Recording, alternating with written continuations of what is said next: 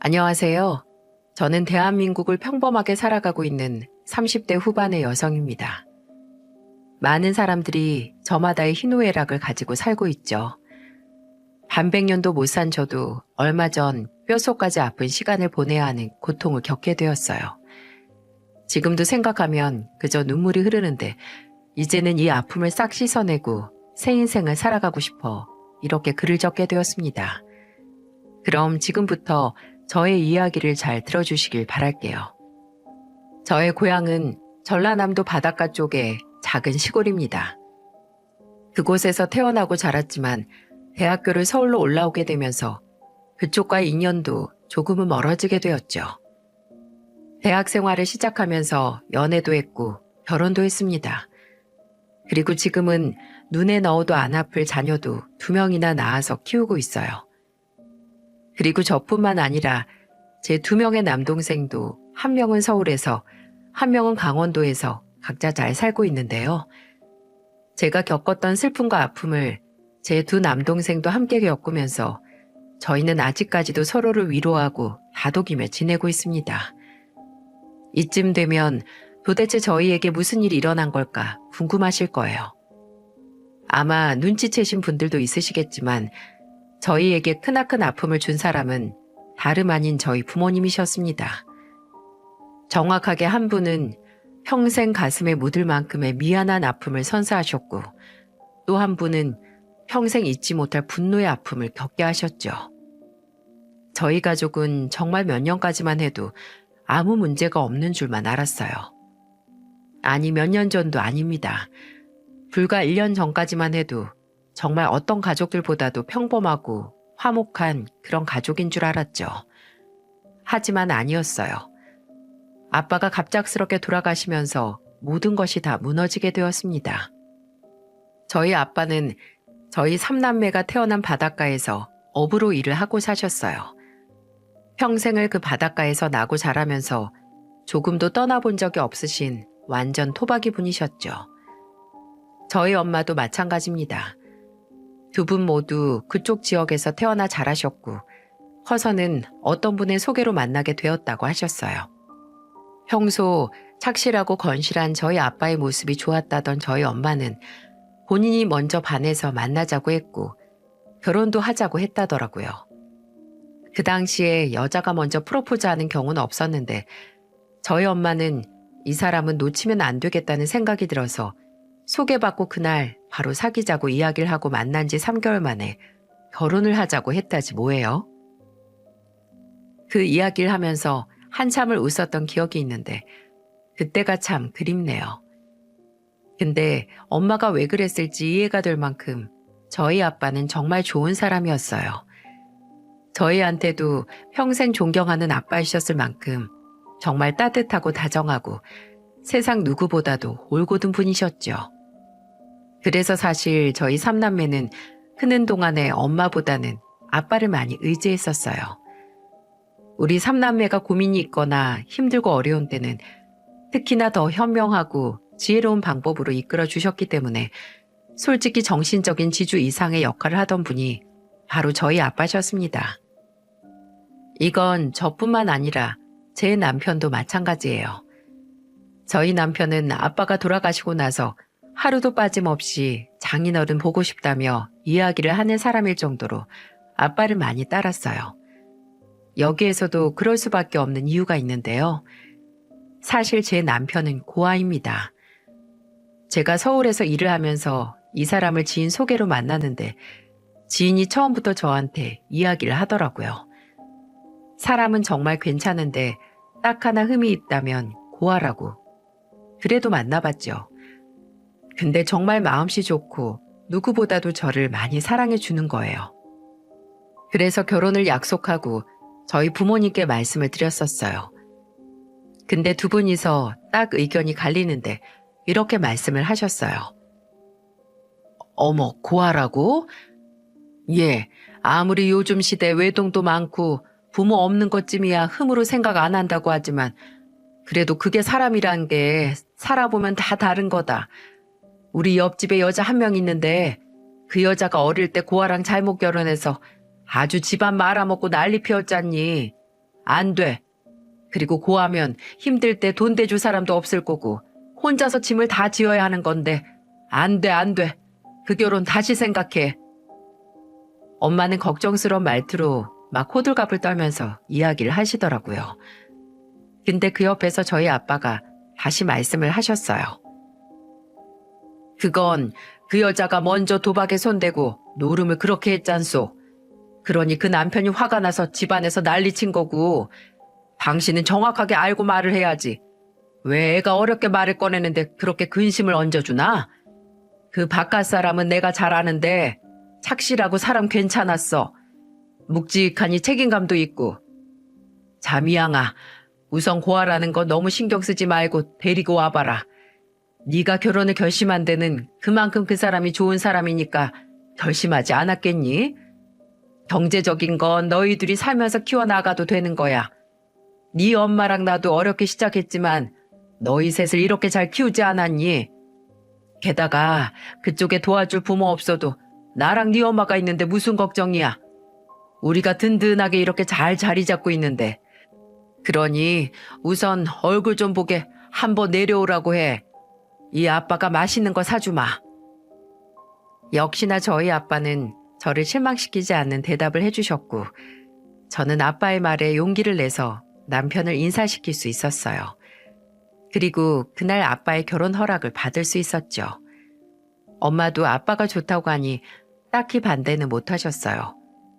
조금은 뒤에서 투덜거리긴 했지만 엄마도 아빠가 틀린 선택을 하는 분은 아니라는 걸 잘 알고 있었기에 크게 뭐라고 하진 못하셨죠. 거기다가 아빠는 제가 첫째라고 집도 좋은 곳으로 해주셨어요.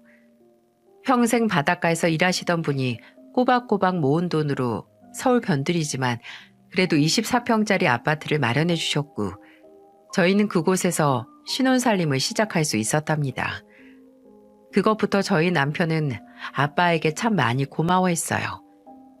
왜냐면 저희 둘이 결혼 전에 아빠가 남편에게 이런 말을 하셨거든요. 저는 몰랐는데 어느 날 결혼 준비 기간에 우리 남편한테 아빠가 전화를 하셨었대요.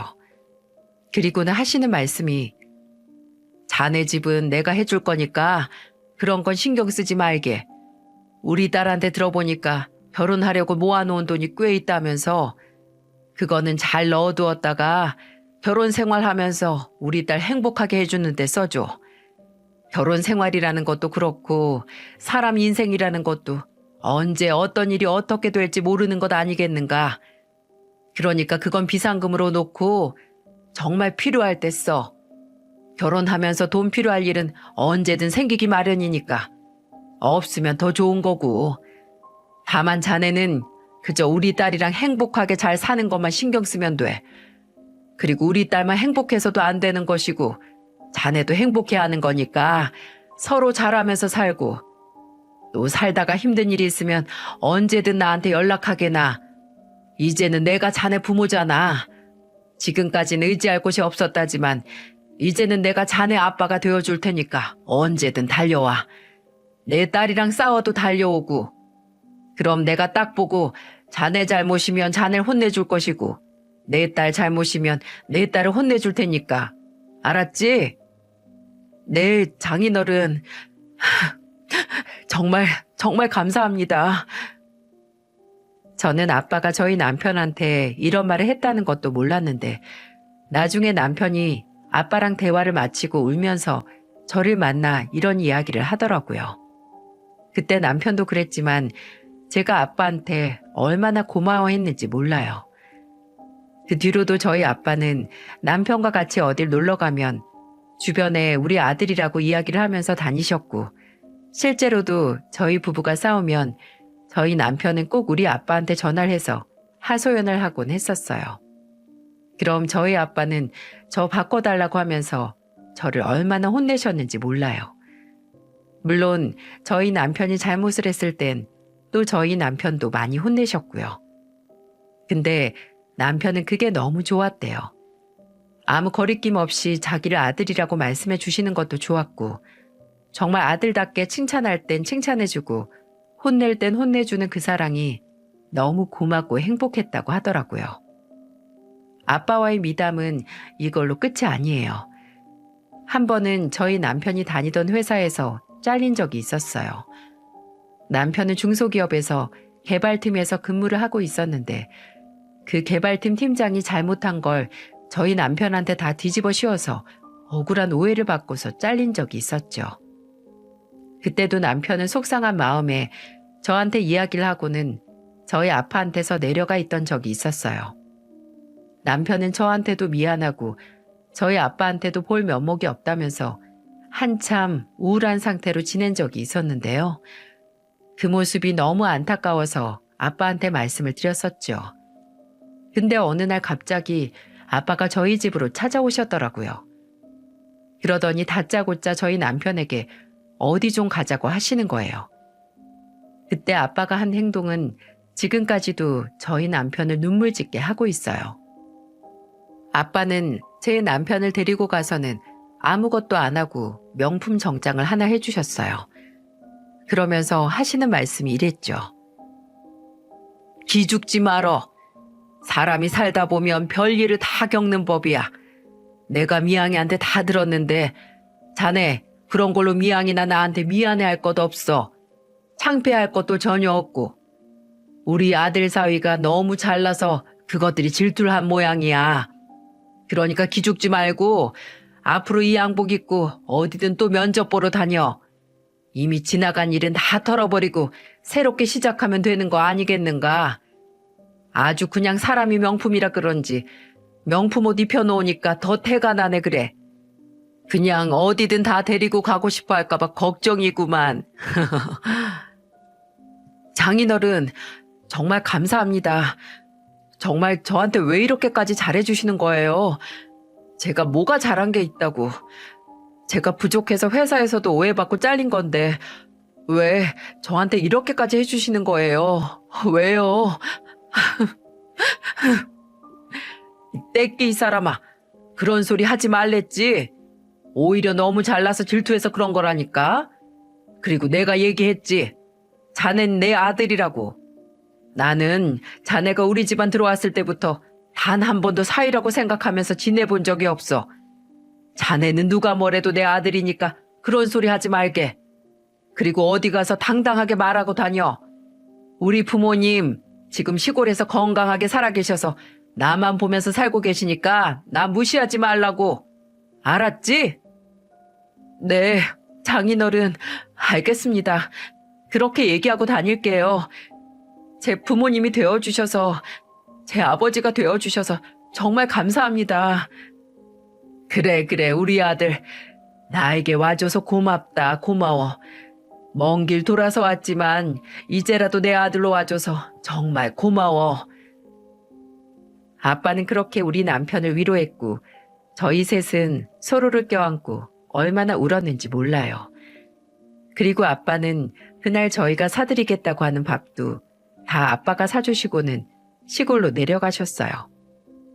남편이 그날 이후로 아빠의 말에 다시 힘을 내서 정말로 그 명품 옷을 입고는 여기저기 면접을 보러 다녔고 그 회사에서 쌓아올린 포트폴리오도 괜찮은 편이라 오히려 경력직으로 더 좋은 곳으로 취직을 할 수 있었죠.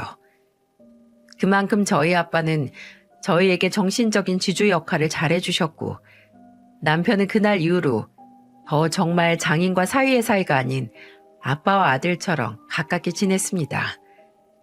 저희 아빠는 제 남편한테만 그렇게 잘하신 게 아니었어요.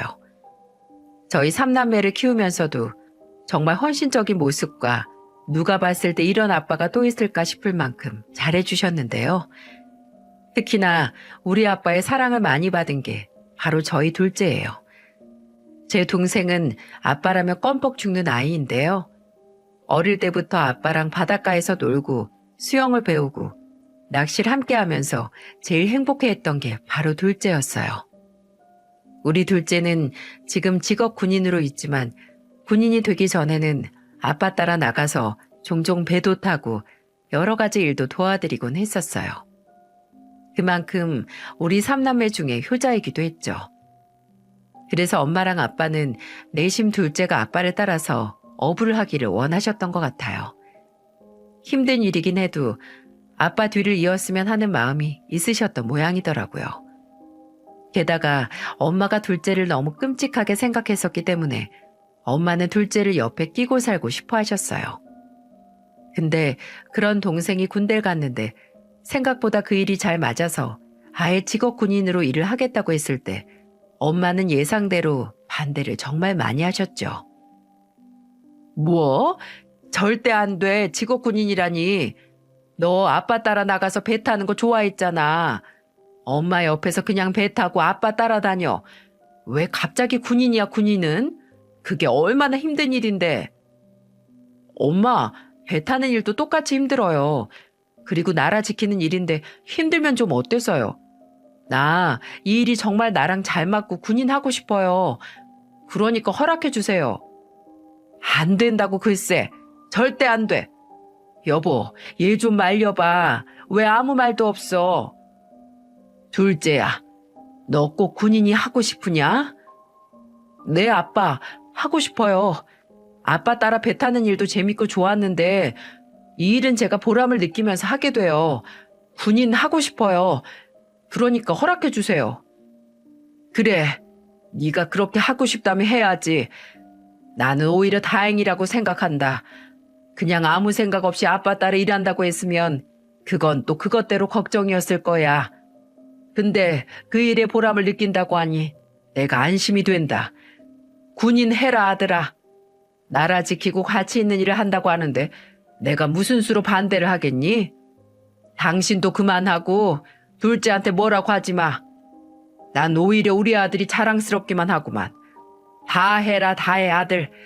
네가 하고 싶은 거 다 해. 아빠랑 엄마는 뒤에서 응원하고 있을 거니까 힘들면 언제든 다시 와. 아빠, 정말 감사합니다. 저 진짜 열심히 해볼 거예요.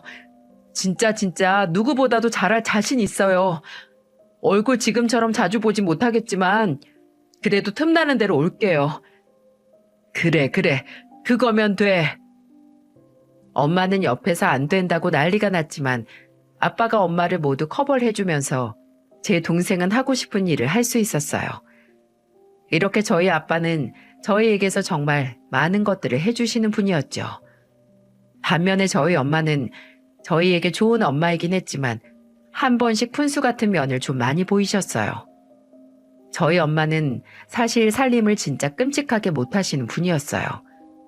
그래서 아빠가 일 갔다 오시면 집안일을 한 번 더 챙기실 정도였고 저희 삼남매가 크면서부터는 엄마를 대신해서 아빠에게 집안일을 배우며 살림을 챙길 정도였으니 말 다 한 거죠.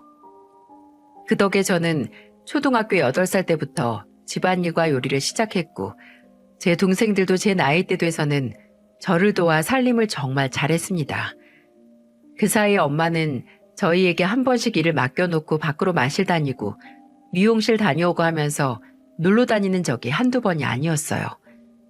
그럴 때마다 아빠한테 걸리면 그날은 부부싸움이 일어나는 날이었지만 그런데도 엄마는 고쳐지지가 않더라고요.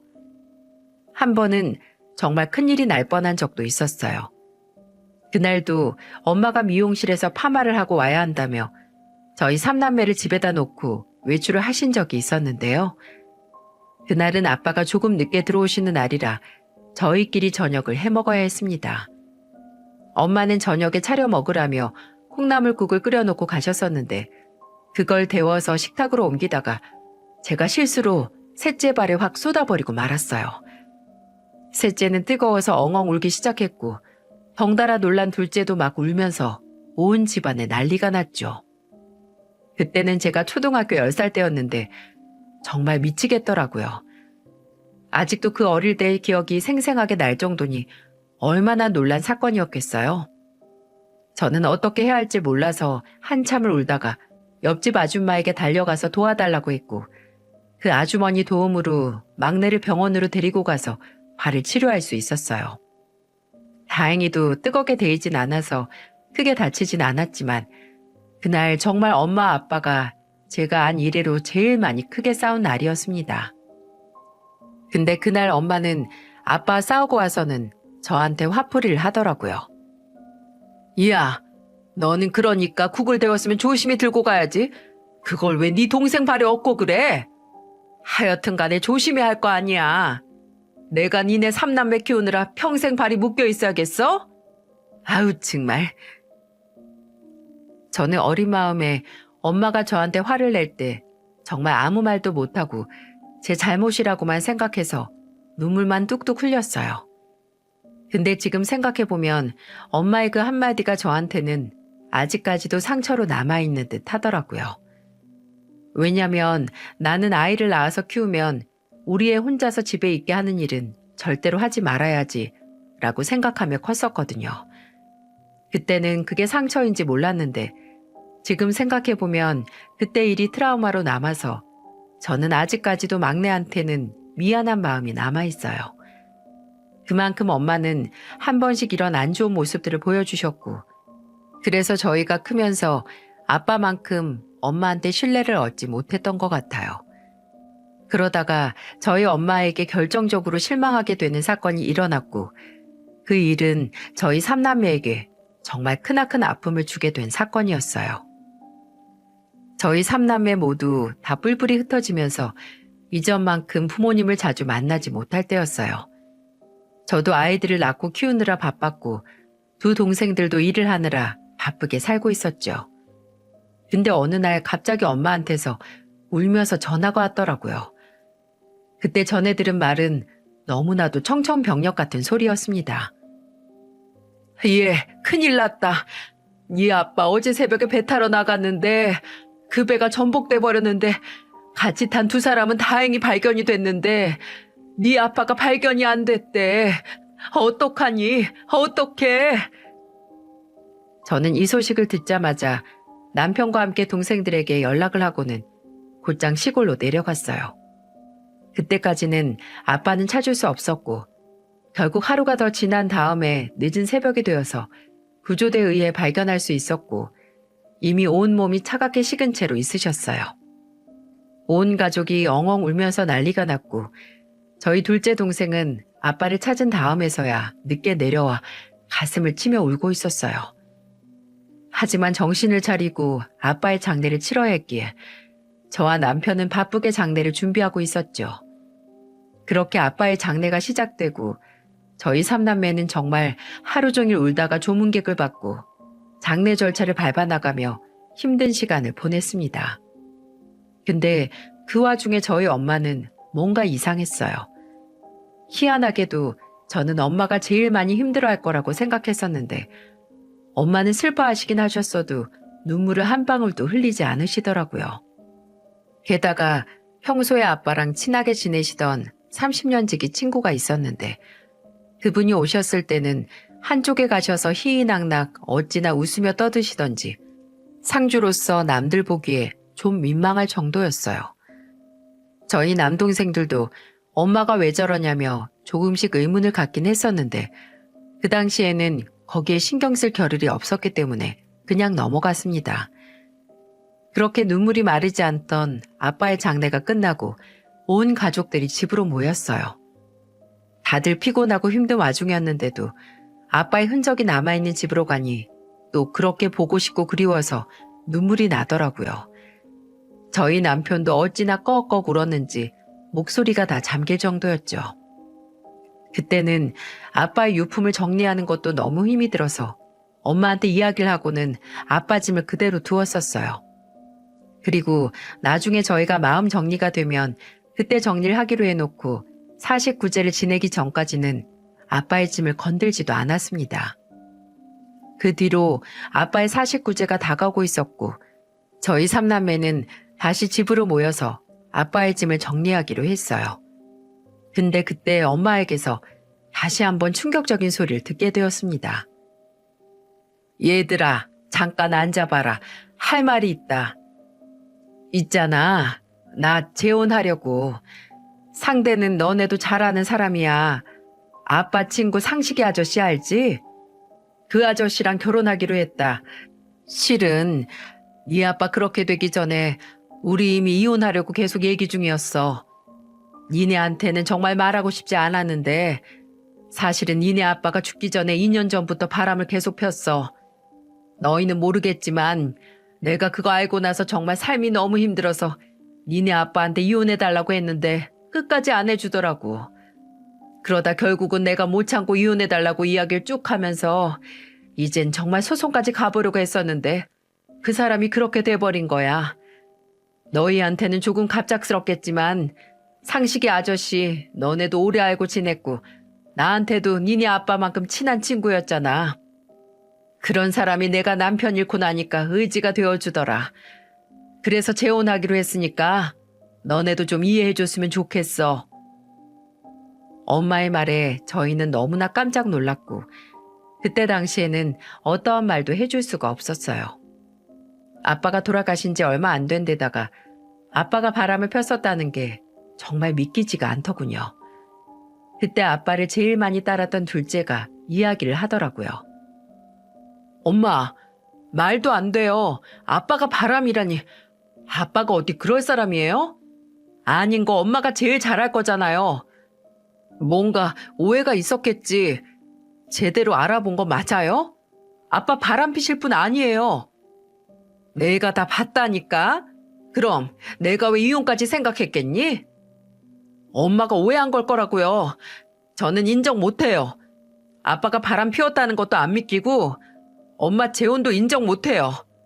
엄마 진짜 너무한 거 아니에요? 아빠 돌아가신 지 얼마나 됐다고. 1년이 됐어요? 2년이 됐어요? 아니면 10년이 됐어요? 겨우 2달이에요, 2달. 2달이 뭐야? 아직 49제도 안 지났는데 어떻게 재혼하겠다는 소리가 나와요? 난 인정 못하니까 그렇게 아세요. 둘째는 그렇게 화를 내버리며 집 밖으로 나가버렸어요. 근데 둘째뿐만 아니라 저희 모두가 다 당혹스러웠기 때문에 더 말을 하지 못했어요. 저희도 엄마에게 해줄 수 있는 말이 없어서 함께 집 밖으로 나왔죠. 근데 그때 밖에서 기다리고 있던 둘째가 저와 막내한테 이렇게 이야기를 하는 거예요. 누나, 아무래도 이상해. 아빠가 바람을 피웠다는 게 믿겨져? 나는 절대 아니라고 봐. 오히려 엄마가 수상하다고. 그날 봤지? 장례식장에서 그 상식이 아저씨랑 둘이서 웃으며 아주 신났던 거. 나는 그 둘이 제일 이상해. 아무래도 이번에 아빠 유품 정리하면서 이것저것 잘 살펴봐야겠어. 이번에 우리가 유품 정리하면서 잘 찾아보자고. 아빠 핸드폰이랑 평소에 일기 쓰시던 거 있잖아. 바닷가 일지랑 같이 적었던 거 어딘가 있을 테니까 그거 잘 살펴보고 무조건 수상한 거 하나라도 있으면 공유해. 알았지? 알았어. 나도 좀 뭔가 찜찜하긴 해. 아빠가 바람이라니? 우선 셋 다 엄마한테는 조용히 하고 찾아보자. 그렇게 저희는 은밀하게 이야기를 하고는 아빠의 유품을 정리하면서 뭔가가 나오기를 계속해서 찾아봤어요.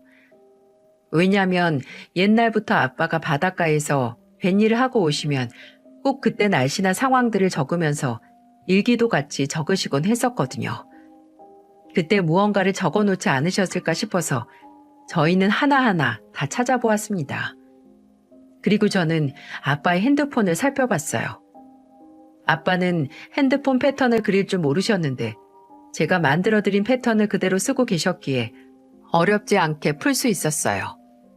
그리고 거기에서 정말 충격적인 걸 보게 되었습니다. 아빠의 핸드폰 안에는 정말 여러 가지가 들어있었어요. 제일 먼저 들어가서 살펴본 사진첩에는 아빠가 엄마 몰래 상식이 아저씨와 엄마가 같이 있는 모습을 찍어놓은 사진이었죠.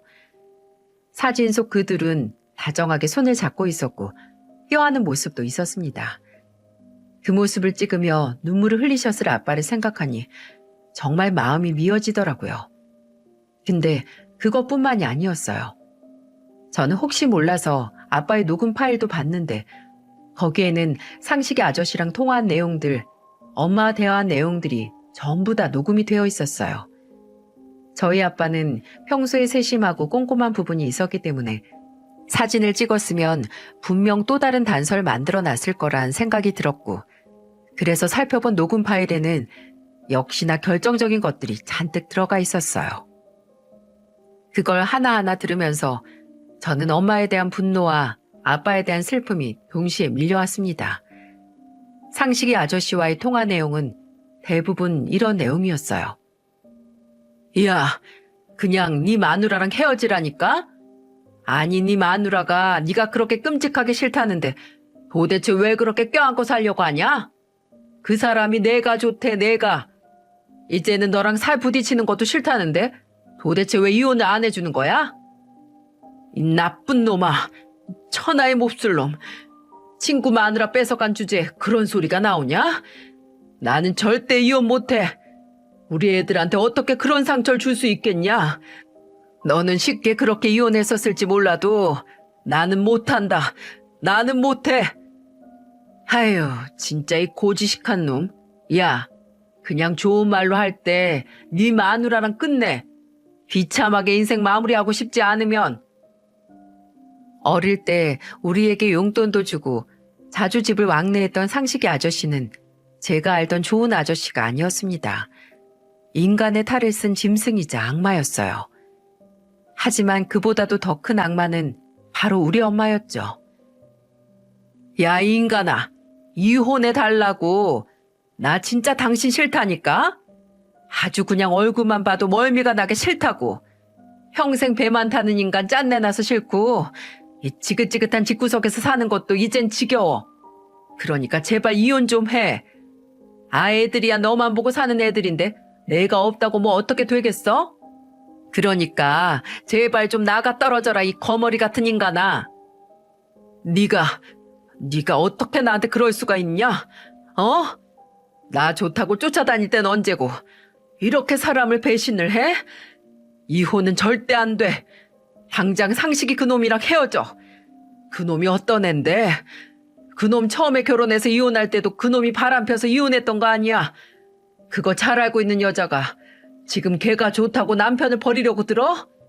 나중에 얼마나 후회하려고. 후회 안 해. 내가 후회를 왜 해? 나는 그냥 당신을 만나서 결혼한 것 자체가 지금 후회가 돼. 그냥 지금까지 내 인생 자체가 후회라고. 오히려 그 사람이 내 진짜 인생이 되어줄 거야. 그러니까 당장 좀 나가 떨어져라, 이 찰거머리 같은 인간아. 저는 여기까지 듣고는 정말 머리 위로 피가 거꾸로 솟는 듯한 기분이 들어서 더 들을 수가 없었어요. 이것만으로도 이미 충분히 엄마의 만행을 알 수 있었고, 엄마는 본인이 바람이 난 걸 아빠가 죽자 그걸 아빠한테 다 뒤집어 씌웠던 거죠. 저는 그걸 보자마자 제 동생들한테 가서 보여주려고 했어요. 근데 저는 오히려 더 끔찍한 걸 보고야 말았습니다. 아빠의 일기장을 찾아보던 둘째는 소리도 못 내고서 한쪽 구석에 가서 울고 있더라고요. 저는 아빠의 일기장 안에도 제가 들은 것과 비슷한 것이 적혀 있는 줄만 알았어요. 그래서 다 알게 되었구나 싶어서 동생에게 다가갔는데 그때 동생은 저에게서 무언가를 건네주었고 저는 둘째 동생에게 그걸 받자마자 바닥에 주저앉아 통곡을 할 수밖에 없었습니다. 둘째가 저에게 전해준 건 다름 아닌 아빠의 간암 진단서였고 그 안에는 아빠가 간암 2기였다는 사실이 적혀 있었어요. 그리고 그 진단서가 꽂혀있던 일기장 안에는 아빠의 무수한 아픔이 담겨져 있었습니다. 4월 9일 간암이라는 판정을 받았다. 건강검진을 하고 싶지 않았지만 요 근래 몸이 너무 좋지 않아서 검사를 받아봤는데 내가 간암이란다. 요즘 애들 엄마 때문에 신경을 너무 많이 써서 그런 건지 아니면 오랜 시간 몸을 쓰다 보니 망가진 건지 이제 앞으로 어떻게 해야 할지 모르겠다. 이식을 받아야 한다는데 애들한테는 절대로 말할 수 없다. 그거 알면 무조건 재간 다 떼어줄 아이들인데 막막하다. 4월 12일 아내에게 간암 2기라고 말을 하니 잘 됐다고 한다. 어떻게 나한테 그럴 수가 있을까.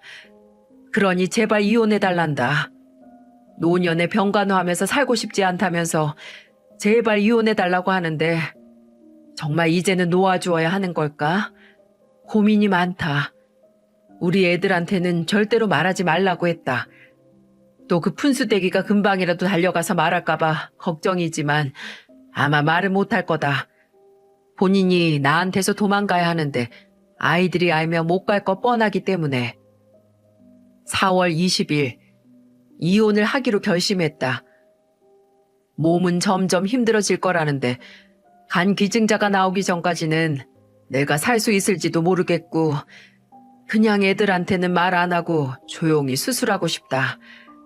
아내에게도 말해서 이제 이혼해 주려고 한다. 애 셋 낳고 키우고 내 뒷바라지 지금까지 했으면 고생한 건 맞지.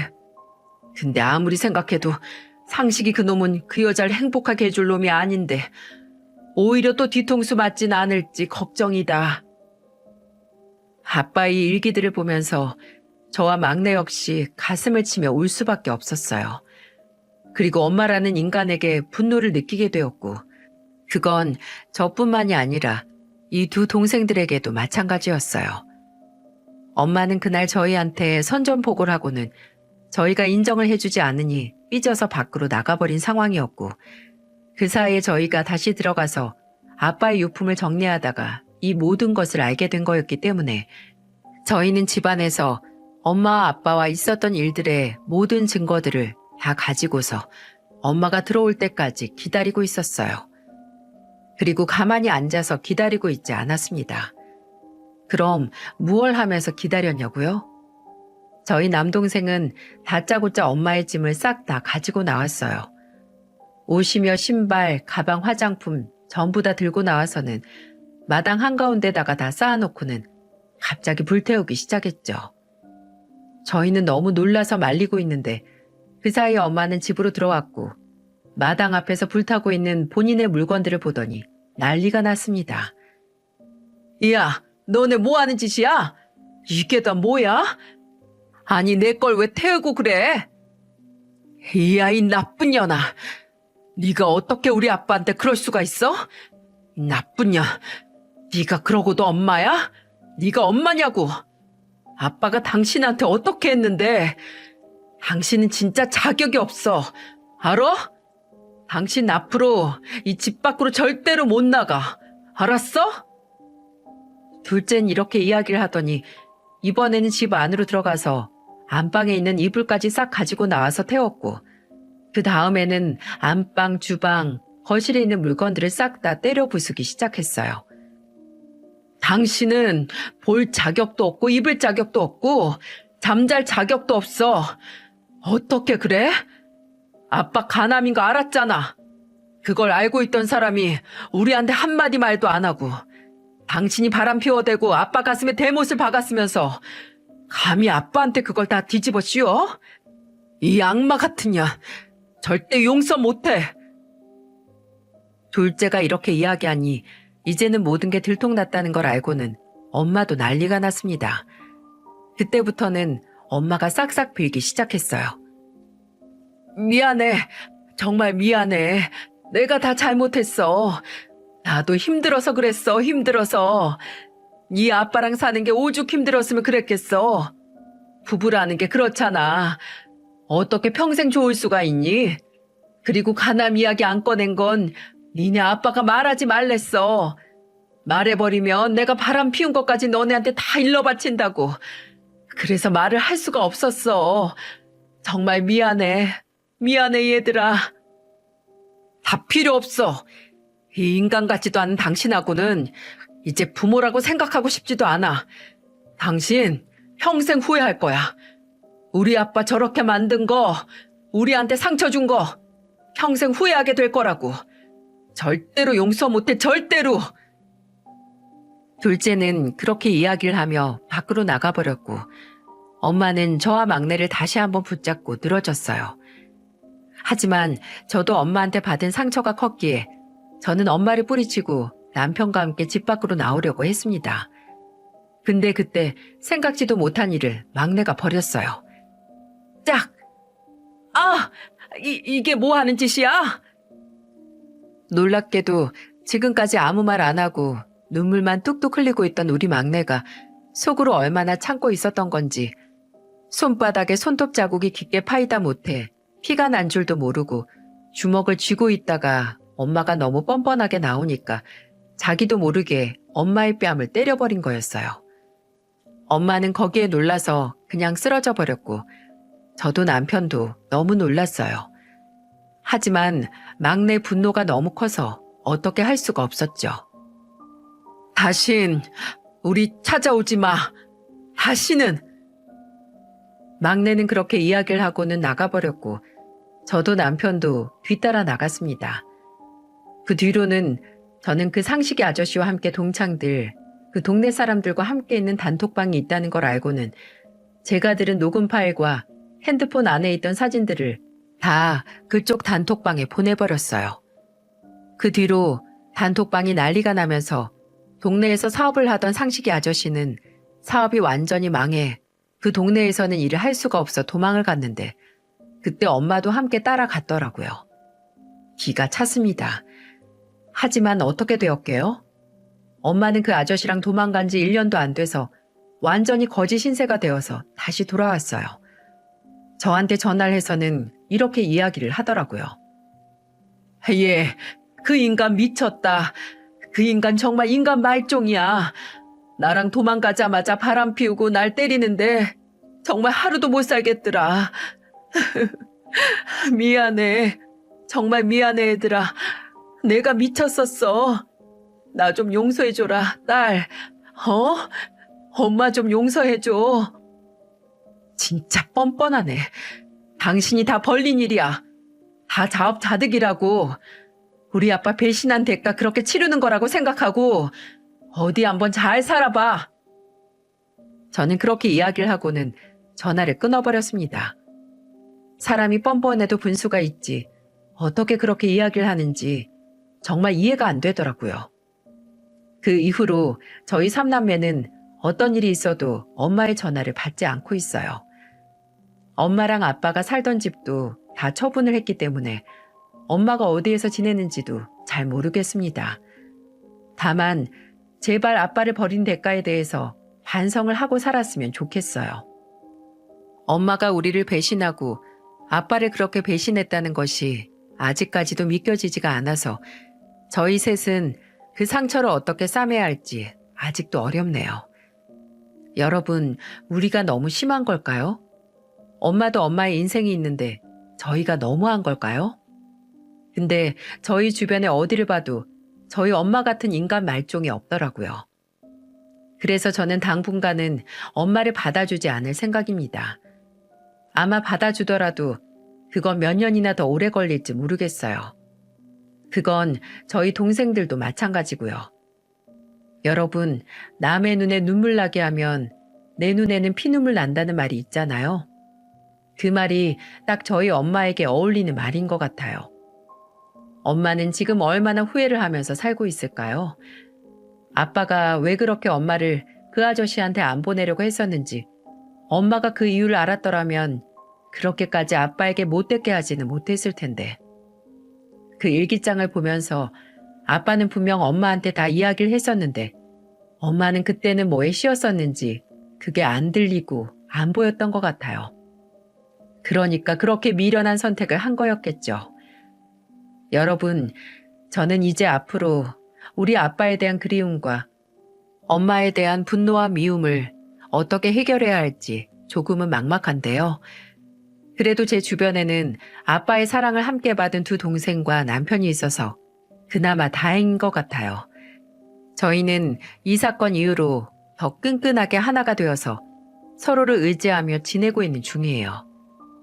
여러분, 여러분에게는 부디 좋은 부모님이 그 자리를 끝까지 잘 지키시기를 바랄게요. 그리고 여러분도 저희가 겪은 이 크나큰 상처가 빨리 아물 수 있도록 응원해 주세요. 앞으로 저희는 저희끼리 잘 의지하면서 하루하루를 버티며 살아가겠습니다. 긴 사연 들어주셔서 감사하고, 그리고 하늘에서 우리를 지켜보고 있을 아빠, 우리의 아빠가 되어주셔서 감사했고 행복했어요. 나도 아빠처럼 정말 좋은 엄마, 좋은 부모가 되어볼게요.